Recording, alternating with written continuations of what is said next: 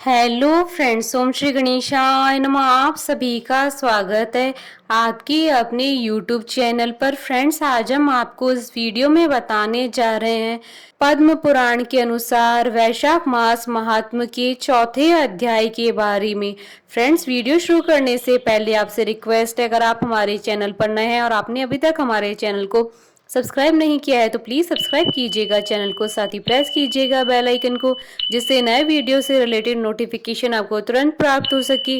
और वीडियो पसंद आने पर वीडियो को लाइक और शेयर जरूर कीजिएगा ताकि सभी भक्तों को इस वीडियो का लाभ प्राप्त हो सके। और कमेंट बॉक्स में जय श्री कृष्णा जरूर लिखिएगा।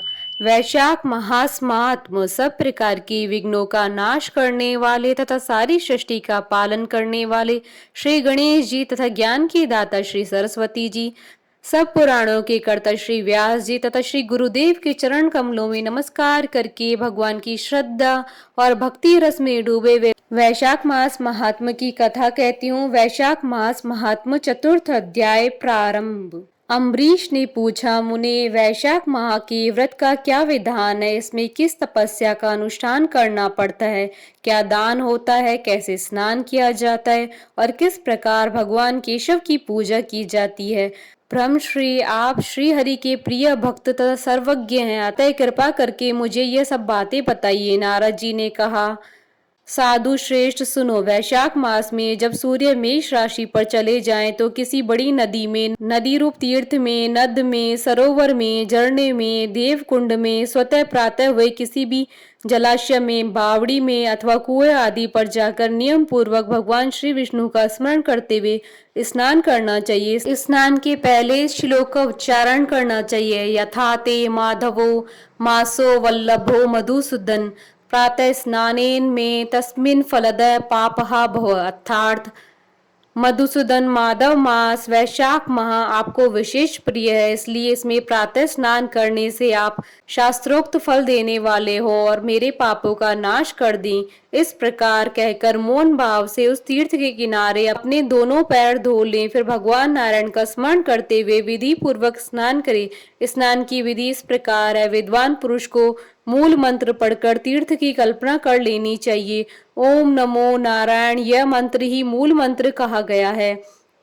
पहले हाथ में कुछ लेकर विधि पूर्वक आचमन करें तथा मन और इंद्रियों को संयम में रखते हुए बाहर भीतर से पवित्र रहें। फिर 4 हाथ का चौकोर मंडल बनाकर भगवती श्री गंगा जी का आह्वान करें। गंगे, तुम भगवान श्री विष्णु के चरणों से प्रकट हुई हो। श्री विष्णु ही तुम्हारे देवता हैं, इसलिए तुम्हें वैष्णवी कहते हैं। देवी, तुम जन्म से लेकर मृत्यु तक समस्त पापों से मेरी रक्षा करो। स्वर्ग, पृथ्वी और अंतरिक्ष में कुल 3.5 करोड़ तीर्थ है, ऐसा वायु देवता का कथन है। माता जानवी, वे सभी तीर्थ तुम्हारे अंदर मौजूद हैं। देवलोक में तुम्हारा नाम नंदिनी और नलिनी है। इसके सिवा दक्षा, पृथ्वी, व्यगंगा, विश्वकाया, शिवा, अमृता, विद्याधरी, महादेवी, लोक प्रसादिनी, क्षेमंकरी, जानवी, शांता और शांति प्रदायिनी आदि तुम्हारे अनेकों नाम हैं। स्नान के समय इन पवित्र नामों का कीर्तन करना चाहिए। इससे त्रिपथगामिनी भगवती गंगा उपस्थित हो जाती है। 7 बार उपयुक्त नामों का जप करके संपुट के आकार में दोनों हाथों को जोड़कर उनमें जल लें और 4, 6 या 7 बार मस्तक पर डालें। इस प्रकार स्नान करके पूर्वत मृत्तिका मिट्टी को भी विधिवत अभिमंत्रित करे और उसे शरीर पर लगाकर नहा ले।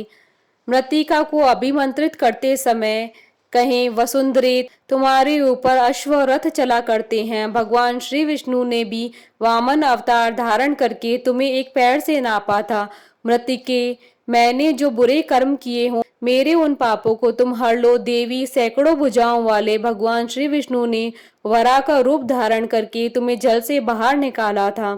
तुम संपूर्ण लोकों की उत्पत्ति के लिए अरणी के समान हो, अर्थात जैसे अरणी काष्ठ से आग प्रकट होती है, उसी प्रकार तुमसे संपूर्ण लोक उत्पन्न होते हैं। सुव्रती, तुम्हें मेरा नमस्कार है। इस प्रकार स्नान करने के पश्चात विधि पूर्वक आचमन करके जल से बाहर निकले और 2 शुद्ध श्वेत वस्त्र, धोती, चादर धारण करे। तदंतर त्रिलोकी को तृप्त करने के लिए तर्पण करें। सबसे पहले श्री ब्रह्मा का तर्पण करें, फिर श्री विष्णु, श्री रुद्र और प्रजापति, तत्पश्चात देवता, यक्ष, नाग, गंधर्व, अप्सरा, असुरगण, क्रूर सर्प, गरुड़, वृक्ष, जीव जंतु, पक्षी, विद्याधर, मेघ, आकाशचारी जीव, निराधार जीव, पापी जीव तथा धर्मपरायण जीवों को तृप्त करने के लिए मैं जल का अर्पण करता हूँ। यह कहकर उन सबको जलांजलि दे। देवताओं का तर्पण करते समय यज्ञोपवीत को बाएं कंधे पर डाले रहें। तत्पश्चात गले में माला की भांति कर ले और दिव्य मनुष्यों, ऋषि पुत्रों तथा ऋषियों का भक्ति पूर्वक तर्पण करें। सनक, सनंदन, सनातन और सनत कुमार ये दिव्य मनुष्य हैं। कपिल, आसुरी, बोड़ू तथा पंचशिख ये प्रधान ऋषि पुत्र हैं। ये सभी मेरे दिए हुए जल से तृप्त हों, ऐसा कहकर उन्हें जल दें। इसी प्रकार मरीच, अत्रि, अंगीरा, पुलस्त्य, पुलहु, कृत, प्रचेता, वशिष्ठ, नारद तथा अनन्य देवर्षियों एवं ब्रह्म ऋषियों का अक्षत सहित जल के द्वारा तर्पण करे। इस प्रकार ऋषि तर्पण करने के पश्चात यज्ञोपवीत को दाएं कंधे पर करके बाएं घुटने को पृथ्वी पर टेक कर बैठे। फिर अग्निश्वात, सौम्य, हविष्मान, उष्मप, कव्यवाट, अनल, बृहस्पति, पिता, पितामह आदि तथा मातामह आदि सब लोगों का विधिवत तर्पण करके कहें, जो लोग मेरे बांधव न हो और जो लोग मेरे बांधव हो तथा जो दूसरे किसी जन्म में मेरे बांधव रहे हों, वे सब मेरे दिए हुए जल से तृप्त हो। इसके सिवा और भी जो कोई प्राणी मुझसे जल की अभिलाषा रखते हो, वे भी तृप्ति लाभ करे। यूं कहकर उनकी तृप्ति के उद्देश्य से जल गिराना चाहिए। तत्पश्चात विधि पूर्वक आचमन करके अपने आगे कमल की आकृति बनावे और सूर्य देव के नामों का उच्चारण करते हुए अक्षत, फूल, लाल चंदन और जल के द्वारा उन्हें यत्न पूर्वक अर्घ्य दान करते समय कहें, भगवान सूर्य, आप विश्व रूप और ब्रह्म स्वरूप हो। इन दोनों रूपों में आपको नमस्कार है। आप सहस्त्रों किरणों से सुशोभित और सबके तेज स्वरूप हो। आपको सदा नमस्कार है। भक्त वत्सल, रुद्र रूपधारी आप परमेश्वर को बारंबार नमस्कार है। कुंडल और अंगद आदि आभूषणों से विभूषित पद्मनाभ आपको नमस्कार है। भगवान, आप सोए हुए संपूर्ण लोगों को जगाने वाले हैं, आपको मेरा प्रणाम है। आप सदा सबके पाप पुण्य को देखा करते हैं। सत्यदेव, आपको नमस्कार है। भास्कर, मुझ पर प्रसन्न होइए। दिवाकर, आपको नमस्कार है। प्रभाकर, आपको नमस्कार है। इस प्रकार सूर्यदेव को नमस्कार करके 7 बार उनकी प्रदक्षिणा करें। फिर द्विज, गौ और सुवर्ण का स्पर्श करके अपने घर जाएं। वहां आश्रमवासी अतिथियों का सत्कार तथा भगवान की प्रतिमा का पूजन करे। राजन, घर में पहले भक्ति पूर्व जितेंद्रिय भाव से भगवान गोविंद की विधिवत पूजा करनी चाहिए। विशेषतः वैशाख के महीने में जो श्री मधुसूदन का पूजन करता है, उसके द्वारा पूरे 1 वर्ष तक श्री माधव की पूजा संपन्न हो जाती है। वैशाख मास आने पर जब सूर्य देव मेष राशि पर स्थित हो, तो श्री केशव की प्रसन्नता के लिए उनके व्रतों का संचय करना चाहिए। अपने अभीष्ट की सिद्धि के लिए अन्न, जल, शक्कर, धेनु तथा तिल की धेनु आदि का दान करना चाहिए। इस कार्य में धन की कंजूसी उचित नहीं है। जो समूचे वैशाख भर प्रतिदिन सवेरे स्नान करता है, जितेंद्रिय भाव से रहता है, भगवान की नाम जपता है और हविष्य का भोजन करता है, वह सब पापों से मुक्त हो जाता है। जो वैशाख मास में आलस्य त्याग कर एक भुक्त 24 घंटे में 1 बार भोजन करना, नक्त व्रत केवल रात में 1 बार भोजन करना अथवा अयाचित व्रत बिना मांगे मिले हुए अन्न का एक समय भोजन करना, वह अपनी संपूर्ण अभीष्ट वस्तुओं को प्राप्त कर लेता है। वैशाख मास में प्रतिदिन 2 बार गांव से बाहर नदी के जल में स्नान करना, हविष्य खाकर रहना, ब्रह्मचर्य का पालन करना, पृथ्वी पर सोना, नियम पूर्वक रहना, व्रत, दान, जप, होम और भगवान मधुसूदन की पूजा करना, ये नियम हजारों जन्मों के भयंकर पाप को भी हर लेते हैं। जैसे भगवान माधव ध्यान करने पर सारे पाप नष्ट कर देते हैं, उसी प्रकार नियम पूर्वक किया हुआ माधव मास का स्नान भी समस्त पापों को दूर कर देता है। प्रतिदिन तीर्थ स्नान, तिलों द्वारा पितरों का तर्पण, धर्मघट आदि का दान और श्री मधुसूदन का पूजन ये भगवान को संतोष प्रदान करने वाले हैं। वैशाख मास में इनका पालन अवश्य करना चाहिए। वैशाख में तिल, जल, स्वर्ण, अन्न, शक्कर, वस्त्र, गौ, जूता, छाता, कमल या शंख तथा घड़ी इन वस्तुओं का ब्राह्मणों को दान करे। तीनों संध्याओं के समय एकाग्रचित हो विमल स्वरूपा साक्षात भगवती लक्ष्मी के साथ परमेश्वर श्री विष्णु का भक्ति पूर्वक पूजन करना चाहिए। सामूहिक फूलों और फलों से भक्ति पूर्वक श्री हरि का पूजन करने के पश्चात यथाशक्ति ब्राह्मणों की पूजा करनी चाहिए। पाखंडियों से वार्तालाप नहीं करना चाहिए। जो फूलों द्वारा विधिवत अर्चन करके श्री मधुसूदन की आराधना करता है वह सब पापों से मुक्त हो परम पद को प्राप्त होता है। श्री नारद जी कहते हैं, हे राजेंद्र सुनो, मैं संक्षेप से माधव की पूजन की विधि बतला रहा हूँ महाराज, जिनका कहीं अंत नहीं है, जो अनंत और अपार हैं। उन भगवान अनंत की पूजा विधि का अंत नहीं है। श्री विष्णु का पूजन 3 प्रकार का होता है, वैदिक, तांत्रिक तथा मिश्र। तीनों ही बताए हुए विधान से श्री हरि का पूजन करना चाहिए। वैदिक और मिश्र पूजन की विधि ब्राह्मण आदि तीनों वर्णों के लिए ही बताई गई है, किंतु तांत्रिक पूजन विष्णु भक्त शूद्र के लिए भी विहित है। साधक पुरुष को उचित है कि शास्त्रोक्त विधि का ज्ञान प्राप्त करके एकाग्रचित हो ब्रह्मचर्य का पालन करते हुए श्री विष्णु का विधिवत पूजन करे। भगवान की प्रतिमा 8 प्रकार की मानी गई है, शिलामयी, धातुमयी, लोहे की बनी हुई, लीपने योग्य, मिट्टी की बनी हुई, चित्रमयी, बालू की बनाई हुई, मनोमयी तथा मणिमयी। इन प्रतिमाओं की प्रतिष्ठा 2 प्रकार की होती है, एक चल प्रतिष्ठा, दूसरी अचल प्रतिष्ठा। राजन, भक्त पुरुष को चाहिए कि उसे जो कुछ भी सामग्री प्राप्त हो उसी से भक्ति भाव के साथ पूजन करे। प्रतिमा पूजन में स्नान और अलंकार ही अभीष्ट है, अर्थात भगवती ग्रह को स्नान कराकर पुष्प आदि से श्रृंगार कर देना ही प्रधान सेवा है। श्री कृष्ण में भक्ति भाव रखने वाला मनुष्य यदि केवल जल भी भगवान को अर्पित करे तो वह उनकी दृष्टि में श्रेष्ठ है। फिर गंध, धूप, पुष्प, दीप और अन्न आदि का नैवेद्य अर्पण करने पर तो क्या ही कहना।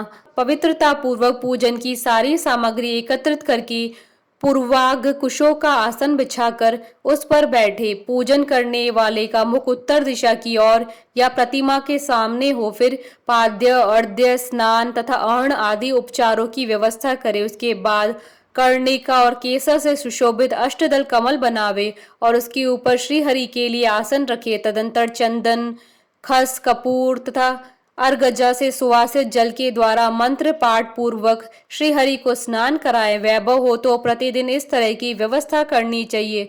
स्वर्ण धर्म नामक अनुवाक, महापुरुष विद्या, सहस्त्र शीर्षा आदि, पुरुष सूक्त तथा साम वेदोक्त निराजना आदि मंत्रों द्वारा प्रेम पूर्वक भगवान का यथो योग्य श्रृंगार करे। पुजारी श्रद्धा पूर्वक पाद्य, आचमनीय, गंध, पुष्प, अक्षत, धूप आदि उपहार अर्पण करे। उसके बाद गुड़, खीर, घी, पूड़ी, मालपुआ, लड्डू, दूध और दही आदि नाना प्रकार के नैवेद्य निवेदन करें।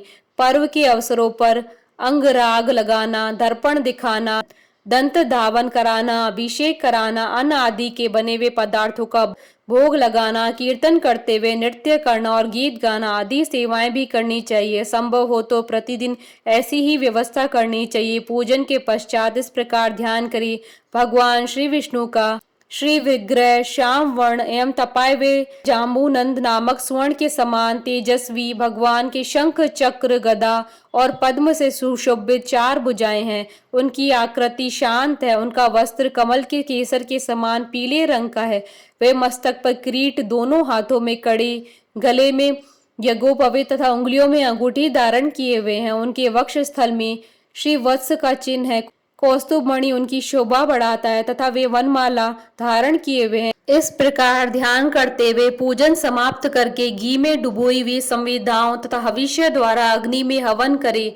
आज्य, बाग तथा आघार नामक आहुतियों देने के पश्चात घृतपूर्ण हविष्य का होम करें। तदंतर पुनः भगवान का पूजन करके उन्हें प्रणाम करें और पार्षदों को नैवेद्य अर्पण करें। उसके बाद मुख शुद्धि के लिए सुगंधित द्रव्यों से युक्त तांबूल निवेदन करना चाहिए। फिर छोटे बड़े पौराणिक तथा अवार्चीन स्त्रोतों द्वारा भगवान की स्तुति करके भगवान प्रसीद, भगवान अर्थात भगवान प्रसन्न होइए यूं कहकर प्रतिदिन दंडवत प्रणाम करे। अपना मस्तक भगवान के चरणों में रखकर दोनों भुजाओं को फैलाकर परस्पर मिला दे और इस प्रकार कहें, परमेश्वर मैं मृत्यु रूपी ग्रह तथा समुद्र से भयभीत होकर आपकी शरण में आया हूँ या आई हूँ, आप मेरी रक्षा करे। तदंतर भगवान को अर्पण की हुई प्रसाद माला आदि को आदर पूर्वक सिर पर चढ़ाएं तथा यदि मूर्ति विसर्जन करने योग्य हो तो उसका विसर्जन भी करें। ईश्वरीय ज्योति को आत्म ज्योति में स्थापित कर ले। प्रतिमा आदि में जहाँ भगवान के चरण हो